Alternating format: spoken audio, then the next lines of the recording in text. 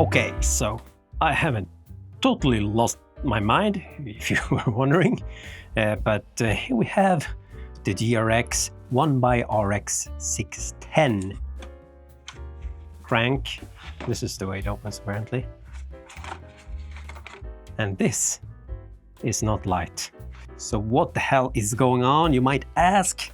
And basically, it's just a very cheap way for me to get on this crappy 165 crank length, whatever thingamajig. And don't worry, this will not be a video about you riding two longer cranks.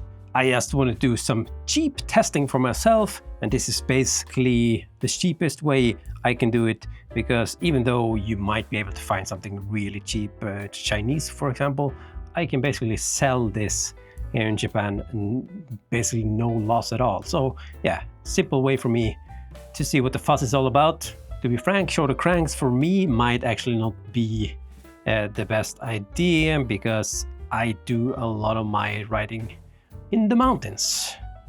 And I'm, well, above average, I guess, in length, especially in Japan.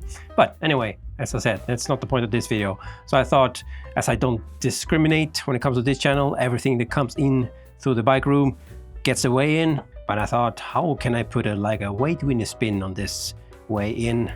And then it hit me.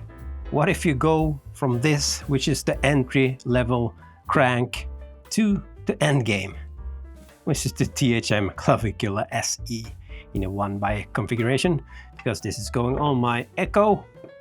That's where I'm going to do my trial and errors. So I thought that would be a pretty silly comparison, but fun nonetheless.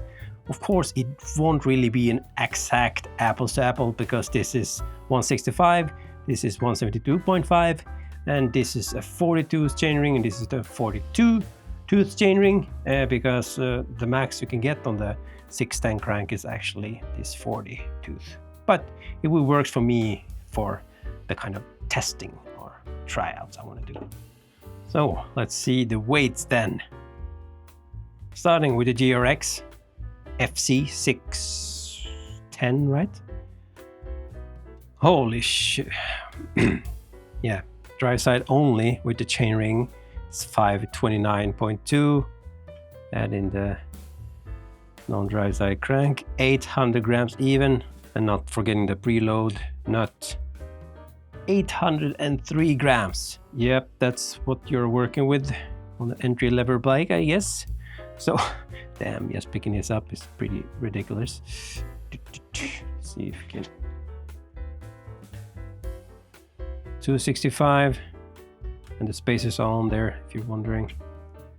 And in the crank, then we have 378.2, including the chainring, which is a 42, like I said, and it's a Garbaruk chainring. And of course, you can probably get like 8 of these cranks for the price of this. But that's the reality of being a weight weenie, of course. I know most people don't think 400 grams it's worth that much money, but if you think about it, it's like saying my bike is 7.2 instead of 6.8. And if that's not worth it, I don't know what is.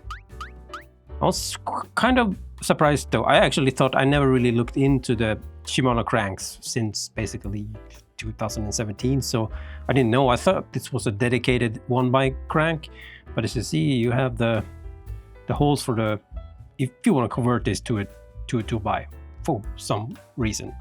It's possible without buying a new crank. It's pretty damn cheap anyway, but yeah. Anyway, fun stuff. And just because I always need to weigh in all the stuff I get here, even though they might not be permanent, I also have to pick up the bottom bracket. This time the Shimano BBR 9100, which is the Dura version, because it's basically only a few dollars more than all the cheaper ones. So yeah, because, you know, 24mm spindle, and all my other cranks is 30. So that's why. Let's see the weight.